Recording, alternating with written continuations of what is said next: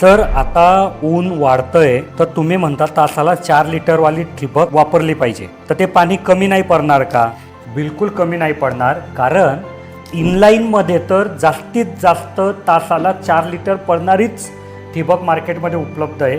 Online प्रकारात म्हणजे तुमचं जर फळ शेती असेल, आंबा मोसंबी, तर त्याच्यासाठी 8 लिटर 16 लिटरवाले ड्रिपर उपलब्ध असतात. पण इनलाईन जर तुम्ही म्हणजे ज्याला मधून ड्रिपर लावून दिलं आहे अशी ठिबक तुम्ही वापरणार असाल तर तासाला 4 लिटर पाणी पडणारीच ठिबक आज सध्या तरी मार्केटमध्ये उपलब्ध आहे. आणि हे पाणीसुद्धा कमी नाही पडत. समजा तुम्हाला वाटतंय की ते पाणी कमी पडतं आहे, तर जिथे तुम्ही अर्धा तास ठिबक चालवणार आहे तिथे 1 तास चालवा, जिथे 1 तास चालवणार आहे तिथे 2 तास चालवा.